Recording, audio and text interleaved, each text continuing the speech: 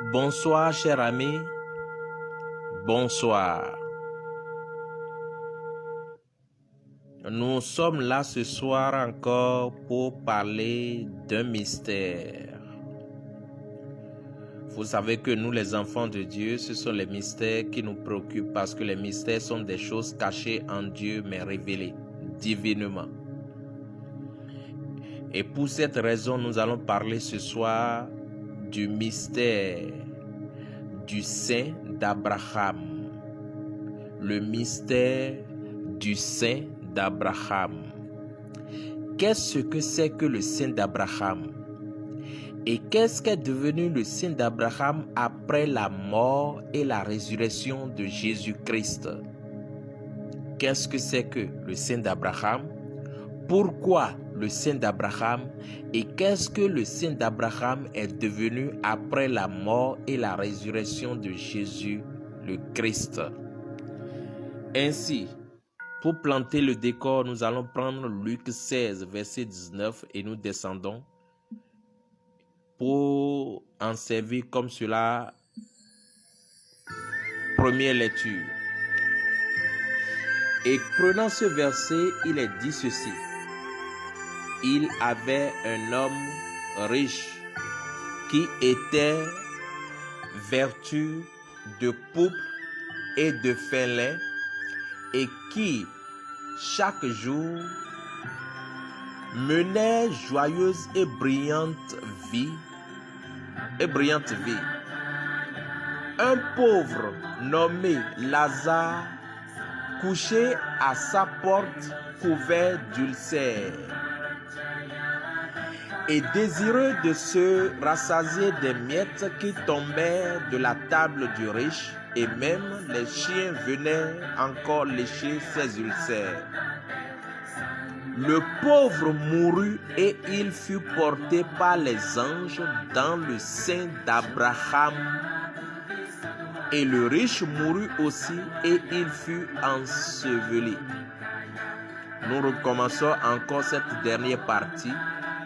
Le pauvre mourut et il fut porté par les anges dans le sein d'Abraham. Le riche mourut aussi et il fut enseveli. Nous allons revenir encore sur la suite de ce verset dès que nous allons évoluer dans notre développement. Chers amis, le sein d'Abraham. Pourquoi le sein d'Abraham? Et qu'est-ce qu'est devenu le sein d'Abraham après la mort et la résurrection de Jésus-Christ? Parce que beaucoup de gens aujourd'hui sont ceux qui disent que quand un chrétien meurt, il va au repos dans le sein d'Abraham, attendant le dernier jour pour que la porte du ciel puisse s'ouvrir et que après le jugement, que les enfants de Dieu puissent entrer au paradis et que ceux qui ne sont pas prédestinés, ceux qui n'ont pas fait la volonté de Dieu puissent aller en enfer. Et ce soir, nous voudrons décortiquer un peu pour voir si l'explication que les gens donnent à cela est vraie ou faux. Si vous remarquez, vous allez comprendre que dans le jardin d'Éden, Adam et Ève ont péché. Adam et Ève ont mangé le fruit défendu. Ce fruit venait de l'arbre de la connaissance du bien et du mal. Or, il a été dit, défendu à Adam de ne jamais manger l'arbre de la connaissance du bien et du mal au risque de mourir. Adam devrait manger l'arbre de la vie. Adam et Ève devraient toujours manger l'arbre de la vie et non l'arbre de la connaissance du bien et du mal. Qu'est-ce que c'est que l'arbre de la vie? Écoutez très bien. L'arbre de la vie, c'était Dieu l'Éternel sous la forme parole. L'arbre de la connaissance du bien et du mal, c'était le diable sous la forme mensonge. L'autre parole, la vérité est vérité, la vérité. L'autre parole, mensonge. Vous comprenez? Donc, ce qui veut dire que Adam devrait être continuellement enseigné par la parole divine, par Dieu lui-même, et non pas Satan. Voilà, Satan était représenté par l'arbre de la connaissance du bien et du mal, et Dieu était représenté par l'arbre de la vie. Or, Dieu est la vie, la lumière. Donc, si Adam allait si Adam allait communier avec l'arbre de la connaissance du bien et du mal, il se séparerait de Dieu. Donc, la séparation avec Dieu, c'était ce que Dieu appelait la mort. Le jour où vous mangerez, vous mourrez. Vous serez séparés avec moi, de Dieu, avec moi. Donc si vous prenez la parole, le fruit venant de l'arbre de la connaissance du bien et du mal, et si vous vous mariez à cet enseignement ou bien à cet arbre, vous mourrez, c'est-à-dire vous serez séparés avec moi. Voilà la compréhension claire. Et vous allez comprendre tout à l'heure que lorsque le diable est venu vers ses enfants, qui est Adam et Ève, qui sont fils de Dieu, le diable, par la femme, a posé une question. Dieu a-t-il réellement dit de ne pas manger l'arbre de la connaissance du bien et du mal? Ève le dit oui. Pour cause, dès que nous allons manger, au risque du moins de mourir, dès que nous allons manger, nous allons en manger, nous mourrons. Regardez ce que le diable a dit. Il dit à la femme, non, vous n'allez pas mourir. C'est parce que Dieu ne voudrait pas que vous soyez comme lui, connaissant le bien et le mal. D'accord? Dieu ne voudrait pas que vous soyez exactement comme lui. Que vous soyez capable de faire des choses comme lui. Voilà pourquoi il vous interdisait de ne pas manger l'arbre de la connaissance du bien et du mal. Car le jour où vous mangerez, vos yeux s'ouvriront et vous connaîtrez ce qui est le bien et ce qui est le mal. Et vous pouvez faire des choses comme ce Dieu pouvait le faire. Voilà pourquoi Dieu ne voudrait pas que vous la mangiez. C'est ce que le diable a dit. Donc vous ne mourrez pas.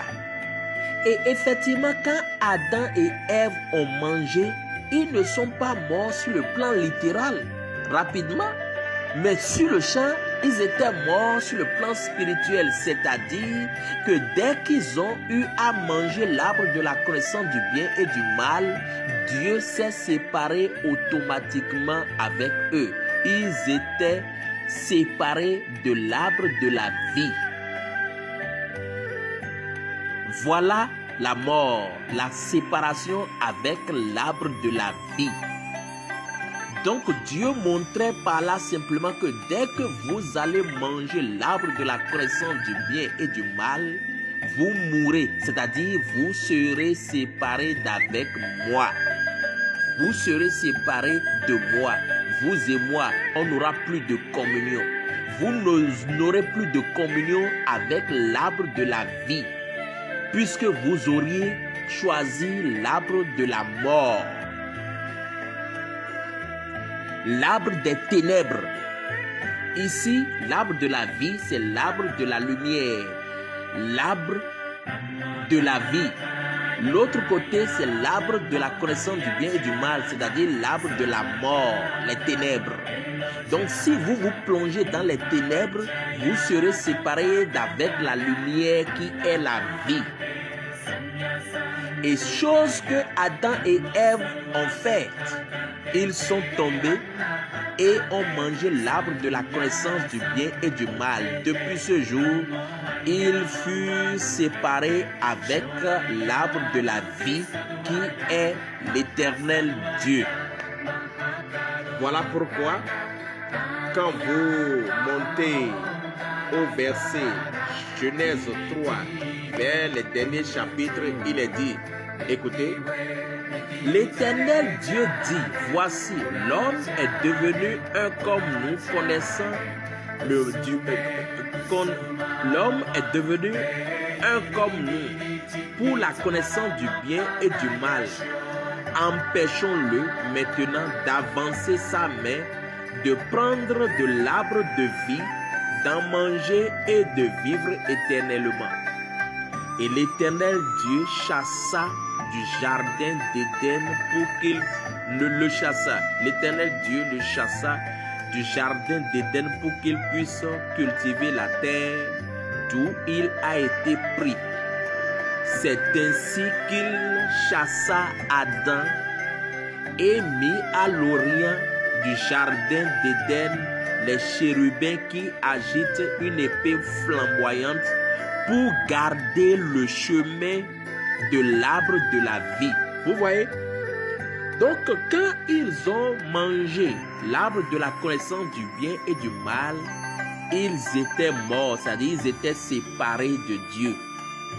Et cette séparation a fait que le chemin qui mène vers l'arbre de la vie est dorénavant gardé, fermé par les anges ou bien les chérubins qui agitaient une épée flamboyante. Donc, dorénavant, à partir de là où ils ont mangé l'arbre de la connaissance du bien et du mal, Adam ne pouvait plus avoir accès à l'arbre de vie. L'âme d'Adam ne pouvait plus avoir accès à la parole qui est Dieu. D'où il y a séparation entre Dieu et l'âme d'Adam par le péché commis par Adam en mangeant l'arbre de la connaissance du bien et du mal. Depuis ce jour, l'homme fut séparé de Dieu et le chemin qui mène vers l'arbre de la vie était scellé. Vous comprenez? Alléluia. Or, Adam et ses descendants, vous savez, il est dit, tous ont péché en Adam. Donc, tous les âmes qui sont descendues après le péché sont pécheurs. Donc, sont voués à la mort, c'est-à-dire à la séparation de Dieu. Donc, depuis, les âmes ne sont plus en contact avec Dieu, avec l'arbre de la vie. Et qu'est-ce qui va se passer? Quand les gens quittaient le corps littéral ici, puisque les descendants d'Adam sont prédestinés, d'accord?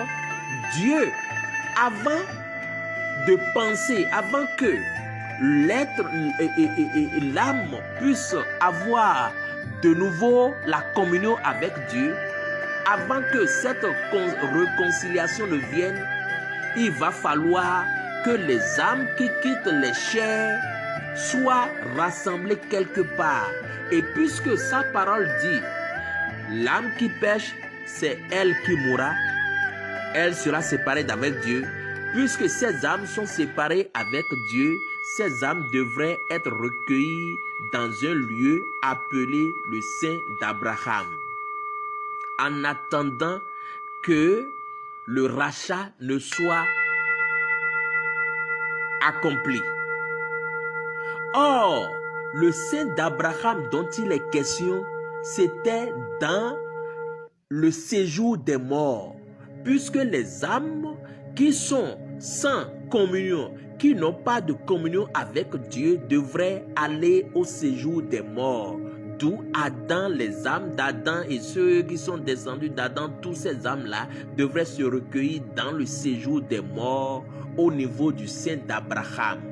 Vous allez me dire, hein? Le sein d'Abraham est dans le séjour des morts? Bien sûr. Le sein d'Abraham est bien sûr dans le séjour des morts.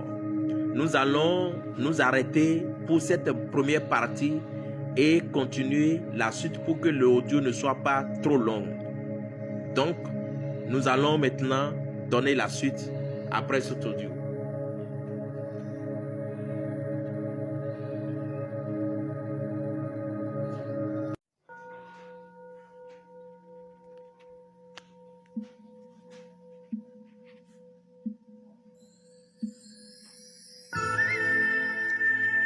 Amen, amen. Donc, nous disions que le sein d'Abraham était dans le séjour des morts.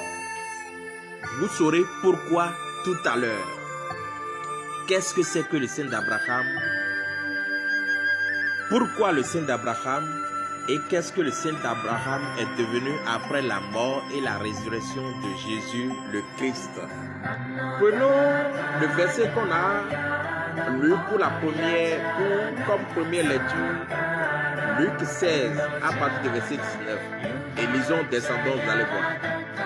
Il est dit, à partir du verset 19, il y avait un homme riche qui était vêtu de pourpre, de fin lin, et qui chaque jour menait joyeuse et brillante vie. Un pauvre nommé Lazare était couché à sa porte couvert d'ulcères et désireuse de se rassasier des miettes qui tombaient de la table du riche, et même les chiens venaient lécher ses ulcères. Le pauvre mourut et il fut porté par les anges dans le sein d'Abraham, et le riche mourut aussi et il fut enseveli. Continuons. Dans le séjour des morts, il leva les yeux et tandis qu'il est en proie au tourment, il vit de loin Abraham et Lazare dans son sein. Voyez-vous, je reprends cette partie. Dans le séjour des morts, il leva les yeux et tandis qu'il était en proie au tourment, il vit de loin Abraham et Lazare dans son sein. Il s'écria, « Père Abraham, aie pitié de moi et envoie Lazare pour qu'il trempe le bout de son doigt dans l'eau et me rafraîchisse la langue, car je souffre cruellement dans cette flamme. » Abraham répondit, « Mon enfant, souviens-toi que tu as reçu tes biens pendant ta vie et que Lazare a eu les maux pendant la sienne. Maintenant, il est ici consolé et toi tu souffres. D'ailleurs, il y a entre nous et vous un grand abîme, afin que ceux qui voudraient passer d'ici vers vous ou de là vers nous ne puissent le faire. » Vous voyez? Donc, dans le séjour des morts, il était aussi le sein d'Abraham. Parce que si le sein d'Abraham n'était pas dans le séjour des morts, Lazare, le riche, ne pouvait pas voir Lazare, Lazare ne pouvait pas voir le riche. Et Abraham dit ici, dans le récit, Abraham montrait aux riches que entre lui et eux, il y a un abîme, c'est-à-dire un grand trou qui sépare le sein d'Abraham de là où le riche était en tourment. Vous comprenez que c'est dans le même lieu. Voyez-vous? Donc le sein d'Abraham était dans le séjour des morts. Et les âmes qui quittaient les corps avant l'arrivée de Jésus, tous devraient se réunir dans ce lieu, attendant la venue du Seigneur. Alléluia. Vous comprenez? Vous comprenez? Continuons avec les Écritures. Le riche dit, « Je te prie donc, Père Abraham, d'envoyer Lazare dans la maison de mon père, car j'ai 5 frères. C'est pour qu'il leur atteste ces choses, afin qu'ils ne viennent pas aussi dans ce lieu de tourment. » Abraham répondit, ils ont Moïse et les prophètes, qu'ils les écoutent. Je reprends cette partie-là. Ils ont Moïse et les prophètes, qu'ils les écoutent. Et il dit, non, Père Abraham, mais si quelqu'un des morts va vers eux, ils se repentiront. Et Abraham lui dit, s'ils n'écoutent pas Moïse et les prophètes, ils ne se laisseront pas persuader quand même si quelqu'un des morts ressusciterait. Voyez-vous? Donc, pour entrer dans le sein d'Abraham au séjour des morts là, pour entrer dans ce lieu de fraîcheur, mais qui est dans le sein dans le séjour des morts, en quelque sorte une prison, pour entrer à ce côté et à ce côté un peu bon du séjour des morts appelé sein d'Abraham, pour entrer là-bas, les gens devraient écouter Moïse et les prophètes. Or, Moïse avait amené la loi. Et la loi, d'accord, était l'ancienne alliance. Et c'est cette alliance que Dieu a tissée avec les hommes en son temps pour que ces âmes qui sont prédestinées puissent avoir un petit repos dans le sein d'Abraham en attendant la venue du Seigneur. Vous suivez? Alléluia. Donc, depuis que l'homme a péché, l'homme a été séparé de l'arbre de vie. Et cet arbre-là, je disais que c'était Dieu l'Éternel. Dieu l'Éternel, les enfants d'Abraham et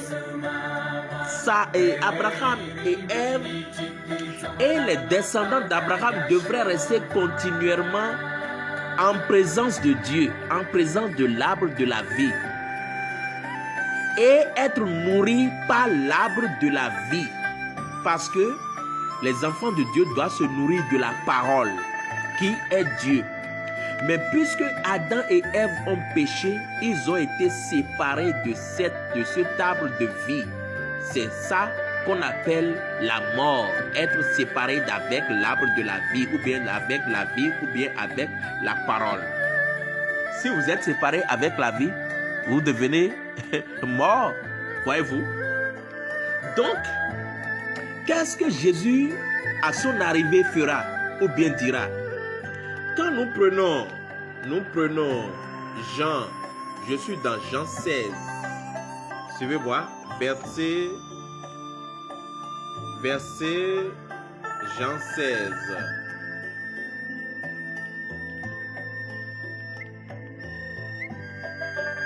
Jean 16.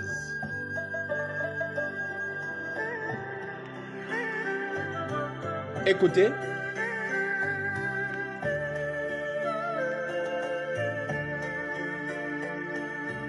Jésus dit, vous savez où je vais et vous en savez le chemin. Thomas lui dit, montre-nous. Thomas lui dit, Seigneur, nous ne savons pas où tu vas. Comment pouvons-nous en savoir le chemin? Jésus lui dit, je suis le chemin, la vérité et la vie. Nul ne vient au Père que par moi. Alléluia. Vous suivez? Je reprends encore ce verset. Peut-être que vous n'avez pas tiré quelque chose dans ce que je viens de lire là. Jésus lui dit, je suis le chemin, la vérité et la vie. Nul ne vient au Père que par moi. Donc personne ne peut retourner vers le Père qui est l'arbre de la vie dont je viens de parler sans Jésus-Christ. Vous comprenez? Alléluia. Donc Jésus, à son arrivée, était maintenant le chemin qui nous fait retourner vers l'arbre de la vie dont le chemin a été bloqué par les chérubins après que l'homme a péché. Donc Jésus était venu ouvrir le chemin pour que dorénavant nous retournons directement vers l'arbre de la vie. Voilà pourquoi quand Jean l'a vu, le Baptiste, il dit: voici l'agneau de Dieu qui ôte le péché du monde. Tant que le péché n'est pas ôté, personne ne pouvait revenir à l'arbre de la vie. Et pour revenir à l'arbre de la vie, le chemin qui mène vers cet arbre-là, c'était Jésus le Christ. Et c'est par sa mort à la croix que ce chemin devrait être ouvert. Amen. Vous voyez? Alléluia. Donc Jésus était le chemin. La clé pour entrer vers l'arbre de la vie était avec Jésus. Et qu'est-ce que Jésus fera? Avant que Jésus ne meure à la croix, alléluia, qu'est-ce qu'il va faire? Suivez-moi. Suivez-moi, hein. Qu'est-ce que Jésus fera? Quand nous prenons Matthieu 16, verset 18, il dit: et moi je te dis que tu es Pierre, et sur cette pierre je bâtirai mon église, et que les portes du séjour des morts ne prévaudront point contre elle. Voyez-vous? Donc Jésus, quand il était arrivé, il était la lumière, et de par l'avènement de Jésus-Christ, les portes de la mort, du séjour des morts, ne prévaudront plus contre quelqu'un, parce que avant tous allaient dans ce séjour des morts aux côtés du sein d'Abraham. Mais depuis l'arrivée de Jésus à sa mort, personne ne pouvait plus aller, mais il est venu avec la clé qui mène vers l'arbre de la vie. Donc personne ne pouvait plus mourir. Parce que je vous ai dit quoi? La mort, c'est être séparé avec Dieu. Mais Jésus était venu pour nous réconcilier avec Dieu. D'accord? Par sa mort à la croix. Et quand il est venu, il était venu ouvrir le chemin. Et vous allez voir que si vous descendez au verset 19, avant de quitter cette terre, quelques temps après, quelques temps avant sa mort, voici ce qu'il a dit. Je descends au verset 19, toujours de Matthieu 16. Il dit: je te donnerai les clés du royaume des cieux. Voyez-vous? Il dit à Pierre: je te donnerai les clés du royaume des cieux. Donc, pour aller vers l'arbre de cette vie, Jésus étant le chemin, a remis la clé aux apôtres via Pierre. Et il faut dorénavant suivre maintenant qui? Après Jésus, suivre Pierre et les autres apôtres afin d'entrer dans le royaume, afin de revenir ou bien d'entrer vers l'arbre de la vie. Écoutez, dit: je te donnerai les clés du royaume des cieux. Ce que tu liras sur la terre sera lié dans les cieux. Ce que tu délieras sur la terre sera délié dans les cieux. Voyez-vous? Alors il recommanda aux disciples de ne dire à personne qu'il était le Christ. Alléluia. Voyez-vous? Donc, Jésus était le chemin. Et quand Jésus mourait à la croix, depuis que Jésus est mort à la croix, personne ne pouvait y entrer encore dans le sein d'Abraham. Voyez-vous? Parce que le sein d'Abraham était un lieu d'attente jusqu'à ce que le rachat puisse arriver, jusqu'à ce que Dieu puisse racheter les siens par l'arrivée de Christ. Et alors, personne n'entrera plus dans ce lieu. Et vous allez me dire, ceux qui étaient dans le sein d'Abraham, où étaient-ils après la mort de Jésus? Prenons Matthieu 27. Matthieu 27, à partir du verset 50, dit rigoureusement ceci. Amen. Je préfère arrêter ici d'abord pour continuer dans la troisième partie afin que les audios ne soient pas trop longs. Trop longs du moins. Amen.